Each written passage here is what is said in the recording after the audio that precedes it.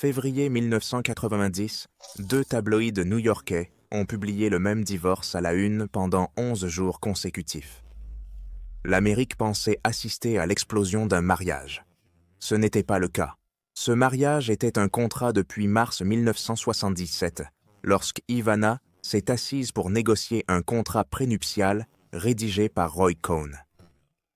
En 1988, son mari a convoqué une conférence de presse, l'a nommée présidente du Plaza et a plaisanté en disant qu'il la paierait $1 par an.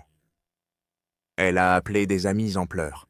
3 ans plus tard, elle a signé quelque chose de pire et a passé les 30 années suivantes à trouver des moyens de le contourner.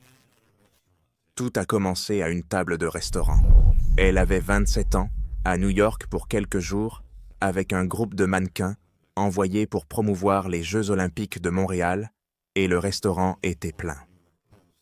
Dans la version qu'elle a racontée au New York Post des décennies plus tard, un grand homme blond leur a proposé de les faire asseoir. Il l'a fait, il a payé, il les a ramenés à l'hôtel ensuite. Elle a remarqué, a-t-elle dit, que la bonne nouvelle et la mauvaise nouvelle c'était le même fait. La table venait avec lui, attachée. C'est une histoire charmante, et c'est celle qu'elle a répétée pendant 40 ans, ce qui mérite d'être remarqué en soi. Ivana était douée pour les anecdotes. Elle les polissait jusqu'à ce qu'elle rentre dans une interview. Ce que l'anecdote omet, c'est qu'elle avait déjà passé 6 ans à franchir des frontières en utilisant des documents, et qu'elle était très, très douée pour cela. Revenons à ses origines. Elle est née Ivana Marie Zelničková en 1949 dans une ville industrielle tchécoslovaque que les communistes venaient de renommer Gottwaldov. C'est redevenu Zlín maintenant. Son père était ingénieur électricien, sa mère opératrice téléphonique. Elle a commencé le ski à 4 ans et a intégré l'équipe nationale junior, ce qui importait moins pour les médailles que pour les tampons sur le passeport. Les voyages en équipe étaient l'un des rares moyens légaux pour un jeune Tchèque de voir l'autre côté du mur et de revenir. Sa mère a dit plus tard clairement que la fille ne voulait pas rester. Il y a une histoire attachée à cette période qui a été répétée pendant des décennies, selon laquelle Ivana avait été remplaçante dans l'équipe olympique de ski tchécoslovaque. Elle a circulé dans les profils tout au long des années 80. Ce n'est pas vrai. La Tchécoslovaquie n'a pas envoyé une seule skieuse alpine aux Jeux d'hiver de 1972. Et en 1989, le secrétaire général du comité olympique tchécoslovaque, Peter Pomezny, a dit qu'il avait cherché et n'avait trouvé aucune trace de sa participation. Snopes a confirmé le point sur la liste olympique en 2021. Gardez cela à l'esprit, car le schéma qu'il établit compte plus que le mensonge lui-même. Ivana a compris tôt que la version papier de votre vie et la vraie version de votre vie sont 2 documents différents, et que la version papier est celle sur laquelle les gens agissent. En 1971, elle a épousé un homme nommé Alfred Winkelmeier. Il était moniteur de ski autrichien et, selon ses propres dires, et ceux de tout le monde, un ami. Rien de plus. Elle l'a plus tard appelé un mariage de la guerre froide et a dit qu'il n'avait jamais été consommé. Ce qu'il a produit, c'est un passeport autrichien délivré en mars 1972 qui lui a permis de quitter la Tchécoslovaquie sans faire défection, ce qui signifiait qu'elle pouvait encore rentrer chez elle et voir ses parents. En 1973, elle a obtenu un divorce par contumace à Los Angeles, où Winkelmeier avait déménagé pour enseigner le ski. Pensez à ce qu'elle venait de faire à 22 ans. Elle avait utilisé un mariage comme visa de sortie. Elle a atterri à Montréal, où elle a vécu avec George Sirovatka, un skieur tchèque qu'elle fréquentait depuis 1967, qui avait fait défection en 1971 et ouvert une boutique de ski. Elle a travaillé comme monitrice de ski et a posé pour une agence canadienne. Et voici un détail qui est souvent omis. Pendant ces années, elle a dit aux gens qu'elle était mariée à Sirovatka. Elle ne l'était pas. Ils ne se sont jamais mariés. Donc, Au moment où elle est entrée dans ce restaurant de Manhattan, elle avait eu un mariage qu'elle ne voulait pas et prétendu un second qui n'existait pas.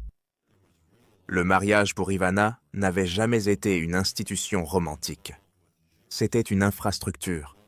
Il y avait une véritable perte sous les manœuvres. Avant le Canada, elle avait été impliquée avec Jerry Stadel, un parolier pragois bien connu qui a été tué dans un accident de voiture en 1973. Des années plus tard, au milieu du divorce Trump, elle a dit à Ladies' Home Journal qu'avant tout cela, elle n'avait connu qu'une seule tragédie dans sa vie. Elle parlait de Stadel. C'est la seule fenêtre que nous ayons, et elle est petite. Elle n'en a pas beaucoup donné. Les papiers l'ont rattrapée brièvement en 1989. Des dossiers du FBI publiés des décennies plus tard montrent que le bureau examinait son dossier d'immigration pendant que les régulateurs des jeux du New Jersey examinaient les casinos Trump. Un document d'octobre 1989 décrivait son dossier du service de l'immigration et de la naturalisation comme rempli d'incohérences concernant les dates de résidence, de scolarité et d'emploi. Les agents ont noté qu'elle avait dit à la division de l'application des lois sur les jeux du New Jersey qu'elle avait étudié à l'université Charles jusqu'en 1973, qu'il n'y avait aucune mention nulle part dans le dossier de temps passé en Autriche et aucune autre indication qu'elle avait fréquenté l'université Charles. Le bureau a ensuite confirmé qu'elle avait en fait obtenu une maîtrise en éducation physique là-bas en 1972. Donc, le diplôme était réel. La chronologie ne l'était pas. C'est la forme de presque tout ce qui concerne sa jeunesse. Une chose vraie, présentée sous une forme qui servait le moment. Maintenant, mettez-la en face de Donald Trump en 1976.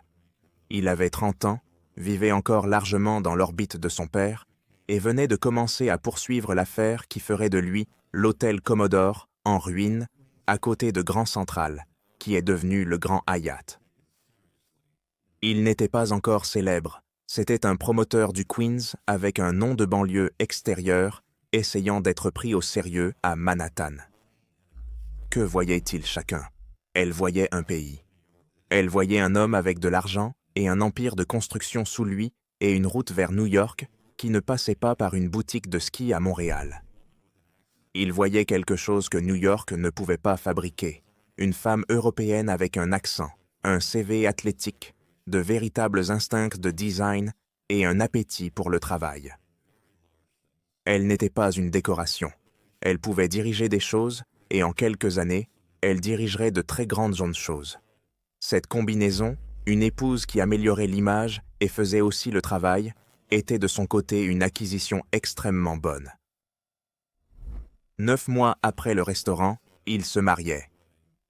En mars 1977, avant le mariage, elle s'est assise pour la première fois pour négocier un contrat prénuptial. L'avocat en face d'elle était Roy Cohn. Si vous ne connaissez pas le nom, Cohn avait été le conseiller en chef de Joseph McCarthy, et dans les années 70, il était l'avocat, le réparateur et le mentor le plus important de Trump. Ses clients incluaient Fat Tony Salerno et John Gotti.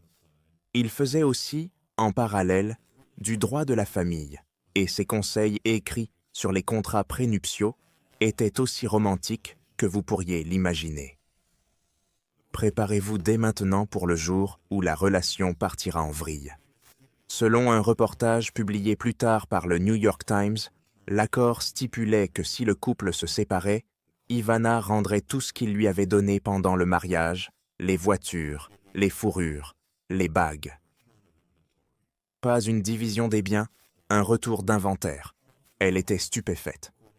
La réponse de Trump, selon les mêmes récits, fut de blâmer l'avocat. C'est un petit moment, mais il en dit long. Les termes étaient les siens, le méchant était attribué à Cohn, et l'accord tenait. Elle a signé, puis elle a signé encore et encore. Au fil des ans, le couple a négocié 4 accords prénuptiaux successifs, chacun réexaminant le prix de son départ. Voici le détail qui portera ses fruits dans 13 ans, alors gardez-le en tête. L'avocat d'Ivana, lors de cette première négociation, avait des liens professionnels et personnels avec le cercle de Trump. En 1977, cela ressemblait à de la commodité. En 1990, ses avocats de divorce l'utiliseraient comme levier, arguant qu'elle n'avait jamais été correctement représentée. Ils se sont mariés en avril 1977 à l'église Marble Collegiate, sur la 5e avenue. Les sources donnent la date soit du 7, soit du 9, et les récits de la famille n'ont jamais été totalement d'accord. L'officiant était Norman Vincent Peale, auteur de « La puissance de la pensée positive » et pasteur de la famille Trump, ce qui est presque trop parfait. L'homme qui a enseigné à l'Amérique que l'on peut penser son chemin vers une meilleure réalité a présidé à l'union de deux personnes qui avaient déjà réécrit leur propre biographie une fois. Son père, Milos Zelnicek, est venu de Zlín pour l'occasion. Lors de ce voyage, ses affaires ont été fouillées à l'aéroport sur ordre d'un officier de la STB, le service de sécurité de l'État tchécoslovaque. Les chercheurs de l'Institut pour l'étude des régimes totalitaires, basé à Prague, travaillant à partir de dossiers dans les archives des services de sécurité tchèques, ont décrit la fouille comme un signal plutôt qu'une enquête. Le message était que la permission de rendre visite à sa fille Holly en Amérique était conditionnelle. Cette même année, Zelnicek a commencé à coopérer. La STB a ouvert une opération de longue durée sur le couple. Son nom de code était son prénom. Ainsi, le mariage a produit 2 documents. L'un était le certificat de mariage. L'autre était un rapport de 2 pages déposé par un collaborateur de la police secrète, dans un pays où elle avait épousé un étranger pour s'échapper. Elle avait utilisé un mariage pour sortir. Elle venait de signer un autre qui prendrait 13 ans et 4 contrats pour en sortir. Et l'homme qu'elle avait épousé était sur le point de découvrir que sa nouvelle épouse était meilleure en affaires que presque tous ceux qui l'employaient, ce qui s'est avéré être la chose la plus dangereuse à son sujet. Le travail a commencé immédiatement, et ce n'était pas cérémonial. Elle s'est occupée des intérieurs du Grand Hyatt, l'hôtel qui a transformé un promoteur du Queens en un nom de Manhattan. Puis la Trump Tower, où l'atrium en marbre rose et le laiton et tout le vocabulaire doré du New York des années 80 ont été construits en partie selon ses spécifications. Ellie, elle a été nommée vice-présidente du design d'intérieur pour la Trump Organization. Puis, au milieu des années 80, elle a été envoyée à Atlantic City pour diriger le Trump Castle en tant que présidente. 4000 employés, un casino, la paix, les avantages, le marketing, toute la machine. Les personnes de qui connaissaient Daddy l'opération ont dit clairement qu'il n'aurait pas été aussi loin sans elle. Et bien que ce soit le genre de choses que les amis disent après la mort de quelqu'un, dans son cas, il y a une trace écrite de responsabilité réelle derrière cela. Elle n'était pas une épouse qui assistait à des déjeuners. Elle était une épouse qui dirigeait un casino et rentrait ensuite chez elle auprès de 3 enfants. Donald Jr. est arrivé en 1977, Ivanka en 1981, Eric en 1984. Et ici, le mariage a produit l'un de ses arrangements les plus étranges, un qui en dit long sur qui Ivana était réellement. Elle parlait tchèque à ses enfants. Elle les envoyait à Zlín l'été pour rester avec ses parents dans un appartement d'une ville ouvrière communiste sans personnel et sans yacht. Don Jr. est sorti de ses étés en parlant couramment. Ivanka a appris des fragments. Eric, né en dernier, après que les circonstances de ses parents aient changé, n'a jamais rien appris. Nous connaissons ses étés avec une précision inhabituelle et la raison est inconfortable. Nous savons parce que la STB les a notés. La coopération de son père, qui avait commencé avec une valise fouillée en 1977, est devenue routinière. Les dossiers étudiés par l'Institut pour l'étude des régimes totalitaires et rapportés par la télévision tchèque et séparément par The Guardian et le magazine tchèque Respect montrent Milos Zelnicek classé comme un informateur conspirateur, fournissant au bureau local des rapports roulis sur la vie de sa fille en Amérique et les affaires de son gendre. Ses appels téléphoniques avec elle étaient mandés sur écoute. Son courrier était lu. La relation a duré jusqu'à la fin du régime lui-même. L'historien tchèque Petr Blažek, qui a travaillé sur les dossiers, a été prudent quant à ce que cela signifie. Zelníček transmettait du matériel que le service pouvait obtenir ailleurs de toute façon. Il n'y a aucun signe qu'il ait été remis quoi que ce soit de compromettant. Il était mécanicien et entraîneur sportif amateur qui voulait être autorisé à voir ses petits-enfants. Et le prix de la porte de l'aéroport était une conversation avec un homme du ministère de temps en temps. Ce n'est pas de l'espionnage, c'est un père qui est taxé. Cela a produit un document qui mérite qu'on s'y arrête. Le 22 octobre 1988, un rapport de la STB a enregistré que Donald Trump avait refusé la pression pour se présenter à la présidence cette année-là, parce qu'à 42 ans, il se considérait trop jeune, mais qu'il avait l'intention de se présenter en 1996 en tant qu'indépendant et était confiant qu'il gagnerait. Le rapport admet que cela ressemble à de la fantaisie. La source était finalement Ivana, parlant à son père des ambitions de son mari lors d'une visite à la maison. Aux États-Unis en 1988, le public n'avait presque rien à ce sujet. Il y avait une apparition chez Oprah où il a dit qu'il ne l'excluait pas et pensait qu'il gagnerait s'il essayait. C'était tout. La version complète, l'année, la stratégie, la certitude, était dée dans un classeur à Prague parce que sa femme l'avait dit à son père. C'est le mariage à son apogée, et je veux que vous voyiez les deux moitiés à la fois. Publiquement, la princesse Trump amarrée sur l'East River pour le 4 juillet 1988. Ivana naturalisée citoyenne américaine en mai, tous deux photographiés sur les marches du tribunal. Bals à Palm Beach, costume Adolfo, un couple qui semblait rivaliser avec la royauté et en profiter.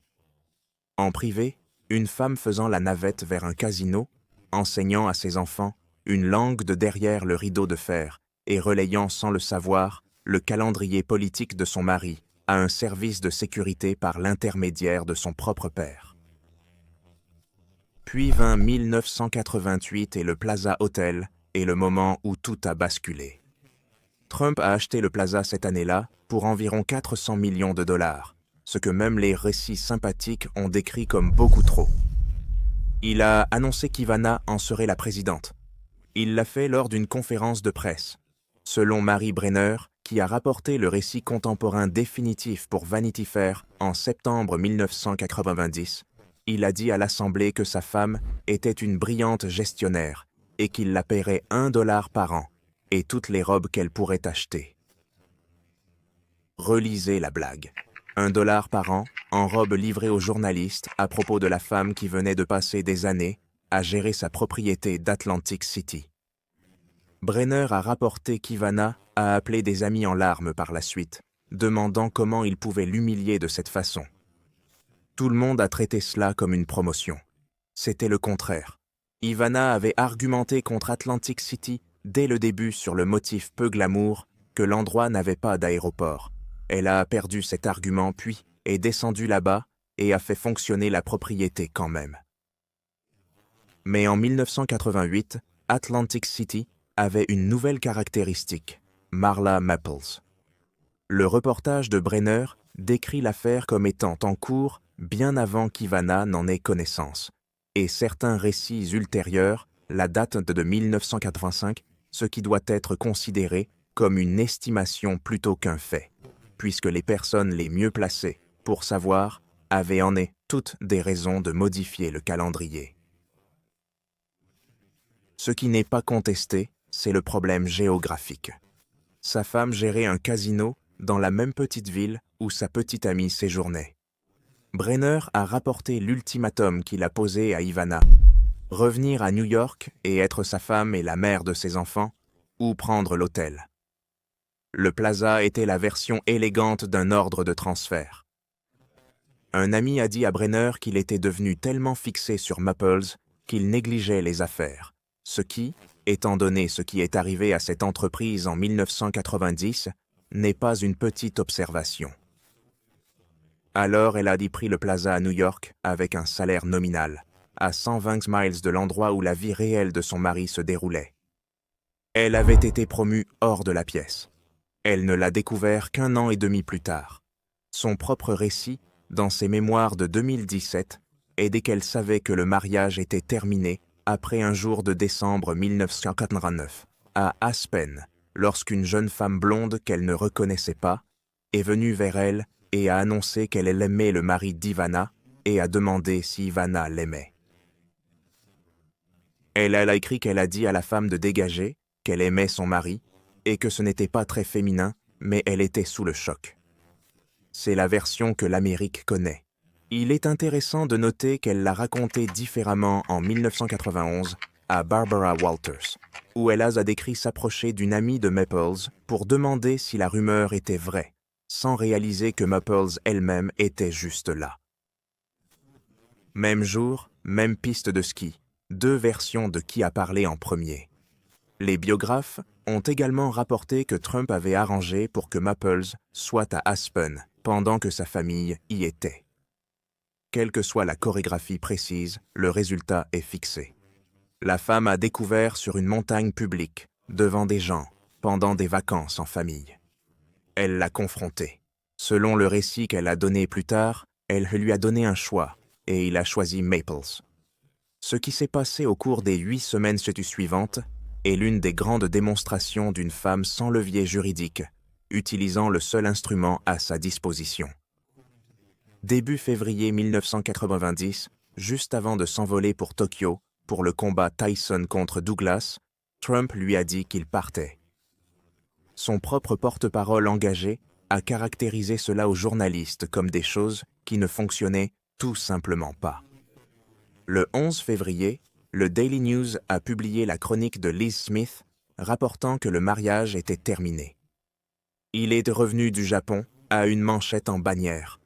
Smith n'était pas une partie neutre et n'a jamais prétendu l'être.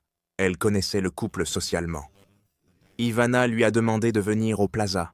La couverture médiatique qui a suivi était sans équivoque du côté d'Ivana. La femme loyale, la partenaire de travail, la femme qui a aidé à construire l'Empire et qui est maintenant rejetée pour une femme plus jeune. Le journal a publié du matériel sur Trump en première page pendant 11 jours consécutifs. Newsweek les a mis en couverture le 26 sous le titre « La guerre des Trump » et a noté que le cadrage pro-Ivana avait un but qui était devenu évident au moment où le camp de Trump a divulgué l'existence de l'accord prénuptial. Elle avait également à ce moment-là engagé l'avocat spécialisé en divorce, Michael Kennedy, et un professionnel des relations publiques nommé John Scanlon. Ce n'est pas le comportement d'une femme sous le choc. C'est un personnel de campagne. Trump a perdu la guerre de la presse suffisamment mal pour qu'il dise aux gens qu'il achèterait le Daily News simplement pour licencier Liz Smith. Au lieu de cela, son camp est allé au Poste. Le 16 février, le Poste a publié la première page qui a survécu à tous les impliqués, une photographie d'un Donald Trump ravi et un titre citant Marla Maples sur sa performance sexuelle. Maples a nié l'avoir jamais dit. Jill Brooke, alors chroniqueuse au Poste, a écrit en 2018 que les éditeurs du journal l'ont publié parce qu'ils étaient certains d'une chose. C'était l'histoire sur laquelle Donald ne poursuivrait jamais en justice. Le rédacteur en chef du Poste avait raison, mais la page n'a pas fait ce qu'elle était censée faire. Elle a fait passer le mari pour un homme ravi d'être discuté, et elle a fait passer la femme pour la seule adulte du mariage. Pendant ce temps, il disait au Poste qu'il aimait Ivana, mais qu'il s'était éloigné, que son arrogance s'était aggravée, et qu'il ne voulait pas créer une autre Leona Helmsley, l'opératrice hôtelière de New York, alors en route pour la prison fédérale pour évasion fiscale, universellement caricaturée comme une femme monstrueuse. Il a comparé sa femme de 13 ans, publiquement, à la femme la plus détestée de New York, et dans le même souffle, a qualifié leur accord prénuptial d'infaillible, équitable et moderne. Il était sur le point de découvrir à quel point il était réellement infaillible, et le défaut n'était pas dans l'argent. C'était dans une décision prise en mars 1977, avant que l'un ou l'autre ne sache ce que le mariage vaudrait. L'accord de 1977 avait été négocié par une femme avec un avocat proche du monde de son fiancé. C'était la faille. L'équipe de Kennedy a attaqué les accords prénuptiaux au motif qu'Ivana n'avait jamais eu de représentation véritablement indépendante lorsque le premier a été signé, et que tout ce qui a été construit dessus héritait du défaut. Trump avait qualifié l'accord d'infaillible dans les journaux. Il ne l'était pas. Ses avocats ont également mis sur le dossier ce qu'avait été le mariage dans sa dernière période. Dans un dossier examiné des années plus tard par The Daily Beast, ils ont écrit que pendant les 3 années précédant le divorce, il l'avait de plus en plus verbalement abusée et rabaissée pour obtenir sa soumission à ses souhaits, et qu'il l'avait humiliée et agressée verbalement. Ce n'est pas un mémoire écrit pour de l'argent en 2017. C'est un document judiciaire contemporain déposé alors que les deux parties se battaient. Puis, au milieu de tout cela, son père est mort. Milos Zelnicek a eu une crise cardiaque en octobre 1990. Il avait 63 ans. Les funérailles ont eu lieu à Zlín en novembre, et Donald Trump s'est envolé pour la Tchécoslovaquie et doit rester aux côtés de celle qui allait devenir son ex-femme, devant sa mère, son pays et les caméras. Je ne pense pas que c'était cynique. Je pense que c'est ce qui rend les choses difficiles.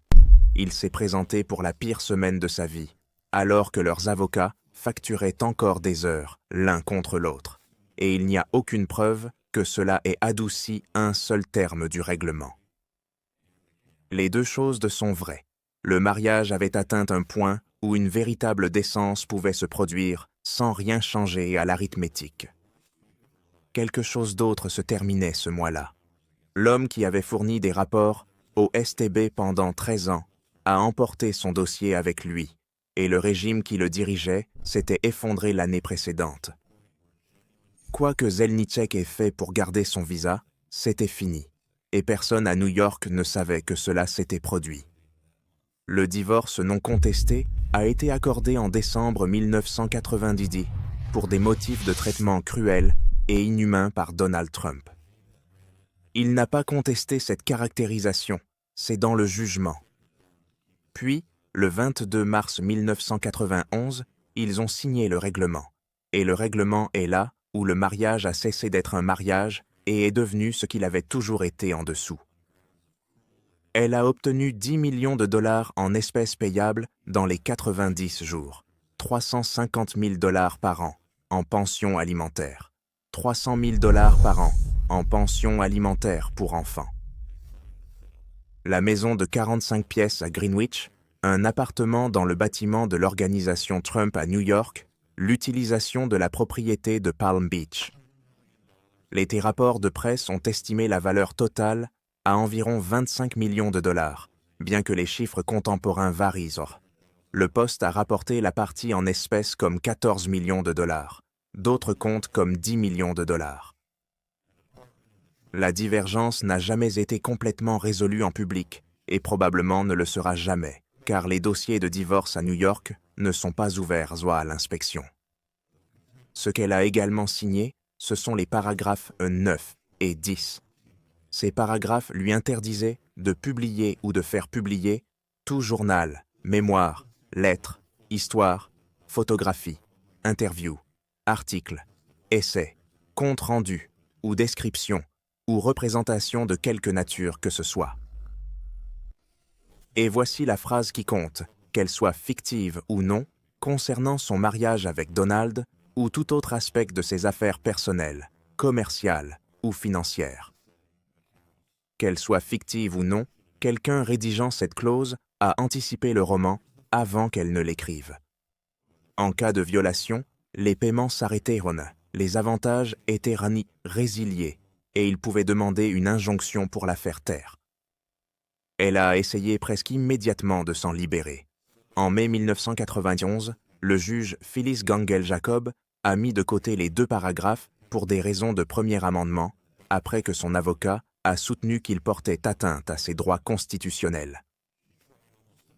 L'avocat de Trump a immédiatement annoncé que cela ne changeait rien à sa responsabilité contractuelle.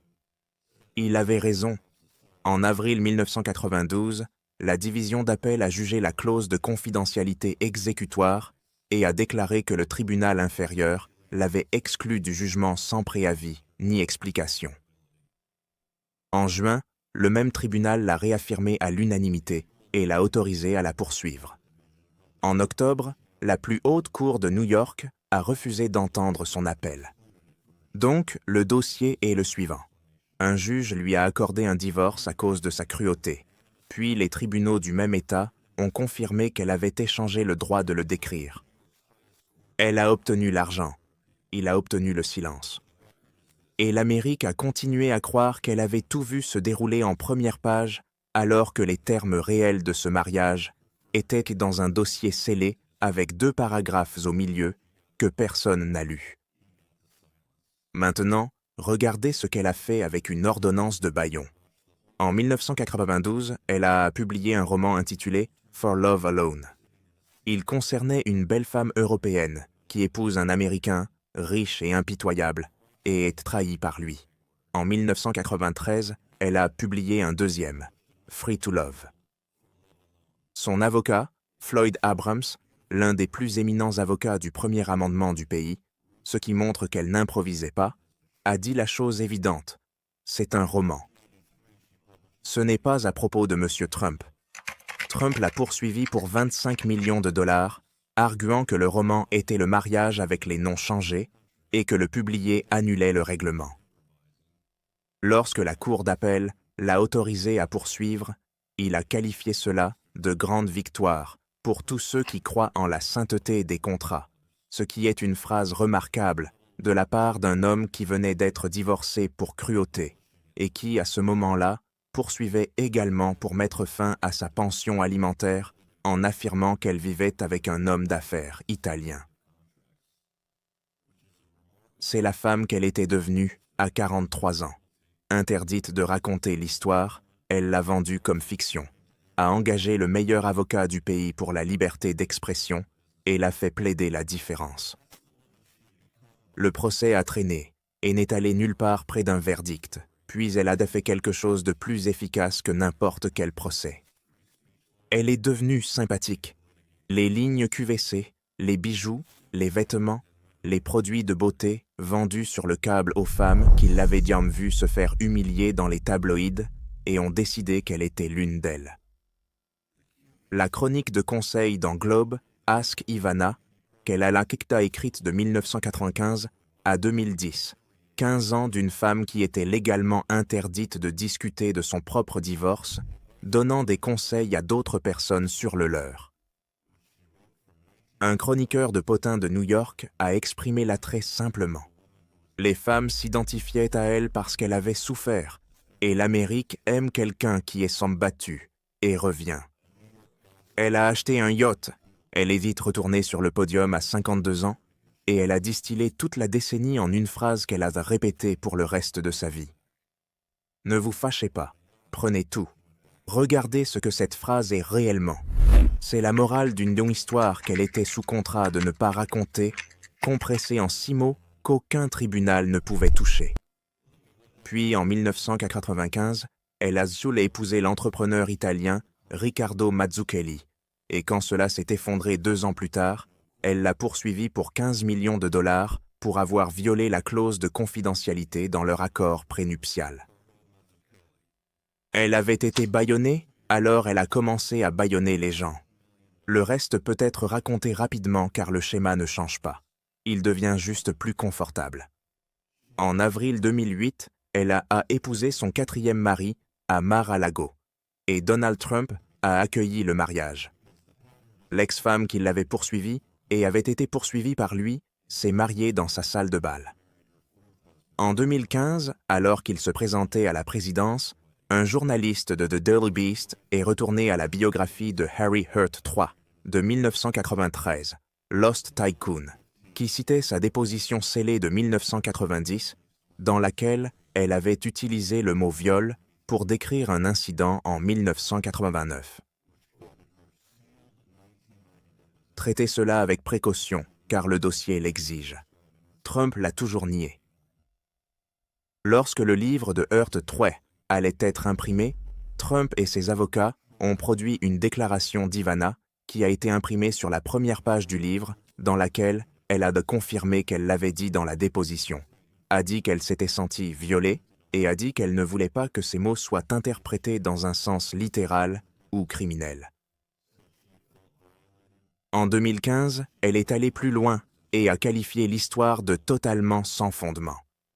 L'avocat de Trump, Michael Cohen, le défendant, a dit aux journalistes qu'un homme ne peut pas violer son épouse, puis s'est excusé et a qualifié son propre commentaire d'inarticulé.